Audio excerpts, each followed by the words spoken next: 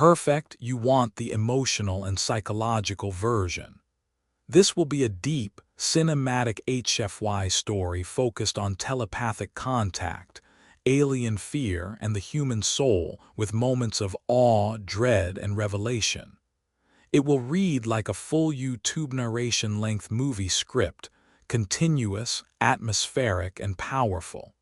Here we go. Clapper board, you're about to hear an original HFY sci-fi tale titled The War of Silent Stars. The alien telepath touched the human, then screamed and passed out. Find a quiet spot, put on your headphones, and let the stars fall silent. If you enjoy cinematic sci-fi narrations, consider subscribing for more. Now we begin. Space had never been silent. To human ears, it was a void, a black canvas stretching across eternity.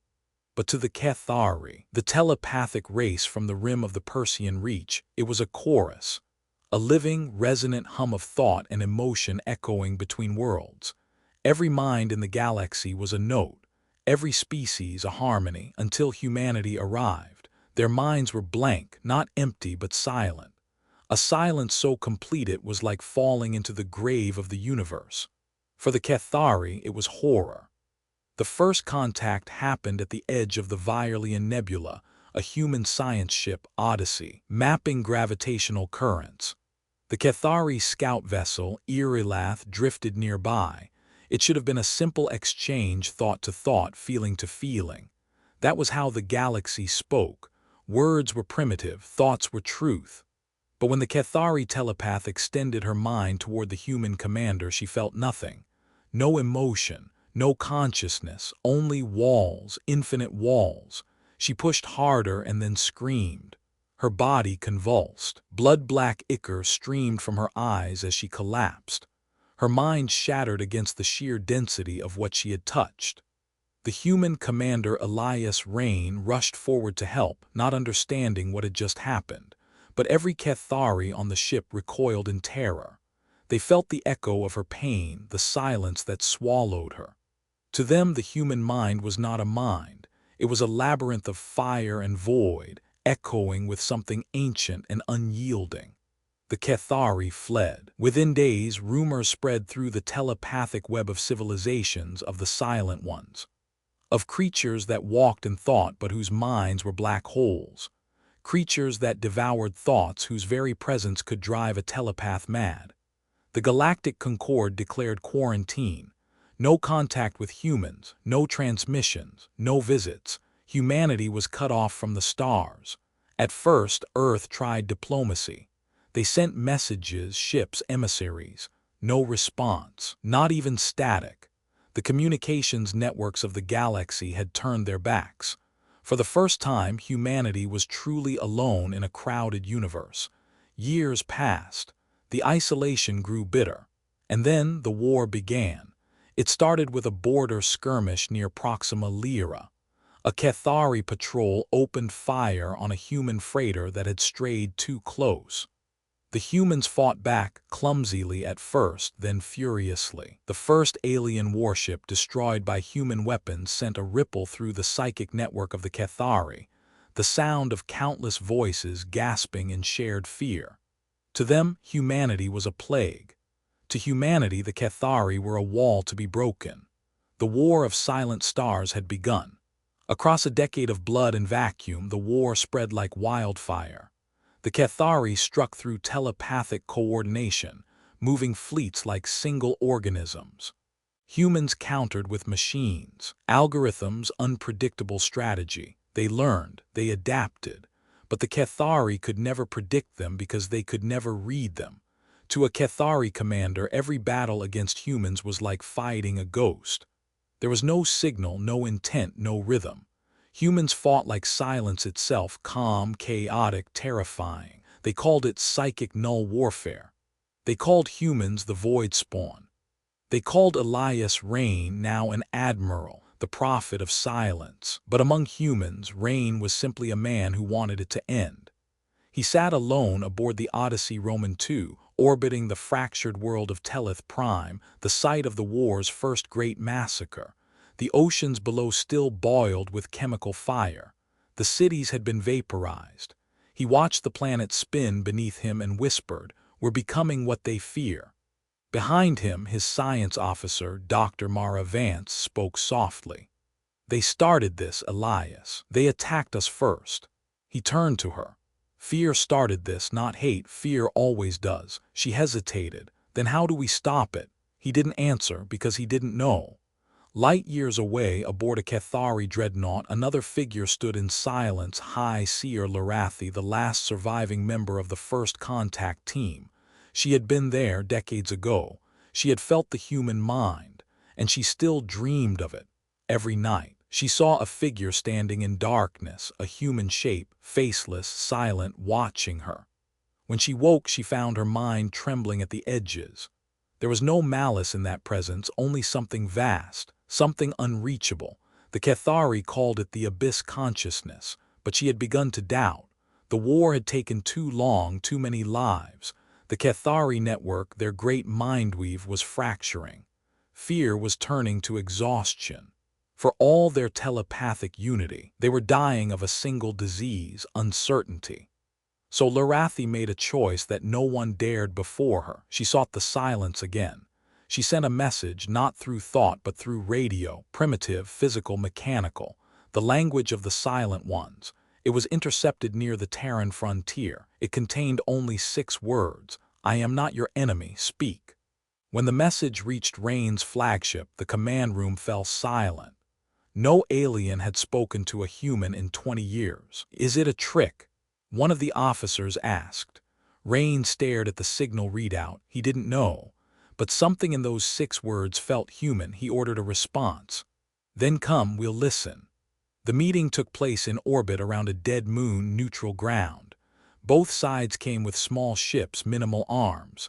When the Cathari ship opened, Larathi stepped out, tall, silver-skinned, her eyes glowing like frozen stars. She was old, weary, but unbowed. Rain walked forward to meet her, his boots echoing against the metal deck. For a long moment they simply looked at each other. "I remember your kind," Larathi said, her voice trembling slightly. "You are the silence that dreams." Rain tilted his head.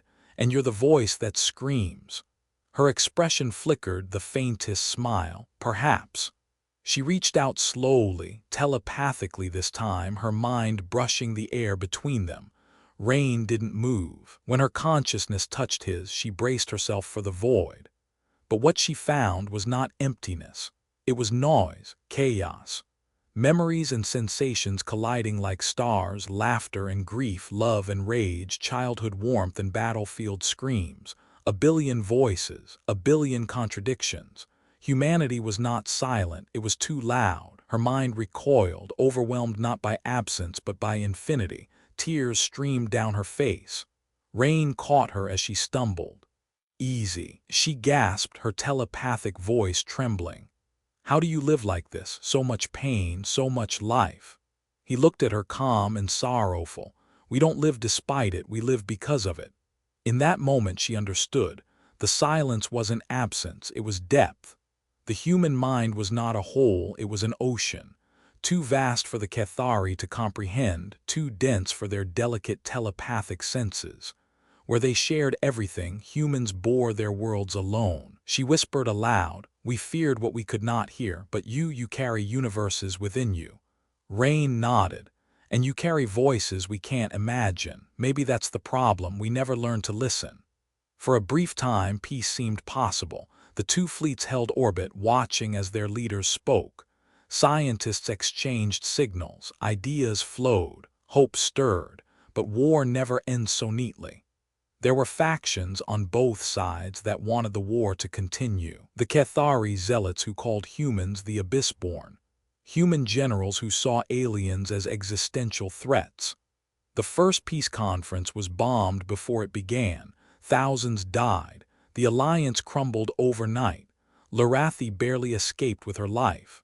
Rain's ship was hit, half his crew killed. He sent her a final transmission as his vessel fell into atmosphere. "Tell them we're not monsters." Then the line went silent. Years passed again. The Cathari rebuilt. The humans endured, but something had changed. Larathi became a pariah among her kind, the seer who heard the silence. Yet her ideas spread quietly through the mindweave. She taught that the humans were not voids but mirrors, that in them the galaxy could see itself unfiltered. And on Earth the name Larathi was whispered in memorial halls. Some called her the alien who tried to understand. The war cooled, not peace but fatigue. A century of quiet tension followed, until one day, long after Larathi had died, long after the stars had shifted, a new expedition left Earth's orbit. The Odyssey Roman 3. Its mission, to find the source of the old telepathic network and rekindle it, not with thought but with understanding. Among its crew was Captain Mara Vance, granddaughter of the scientist who had once stood beside Rain. She carried with her a recording, the last surviving message from Larathi. It was a simple plea: if you ever reach beyond the silence again, listen. They found the ruins of the Cathari homeworld on the edge of the galaxy, burned by civil war, long abandoned. But in orbit around the shattered planet, the Odyssey Roman 3 picked up a faint signal, a repeating pulse binary code. When decoded, it formed a single phrase: "We still hear you." Mara smiled through tears. For the first time in centuries, human and Cathari signals joined again, not in telepathy, but in light, in code, in patience. A slow, careful bridge across the stars, because some wars don't end with victory. They end with understanding. In the galactic archives, long after humanity spread to 1,000 worlds, the story of the War of Silent Stars became legend. The scholars wrote that when the alien telepath touched the human and screamed, it was not out of horror but revelation, because she had seen something no alien had ever seen before, a mind that could contain darkness and still choose to build light, a will that could face the void and still love. And in time, the galaxy learned the truth. Humanity was never the silence between stars. It was the song that could not be heard, only felt. And that day the galaxy learned humanity doesn't conquer, it endures. Headphone, if you enjoyed this story, make sure to like, share, and subscribe to the channel for more epic HFY sci-fi tales. Until next time, stay human, stay unbroken.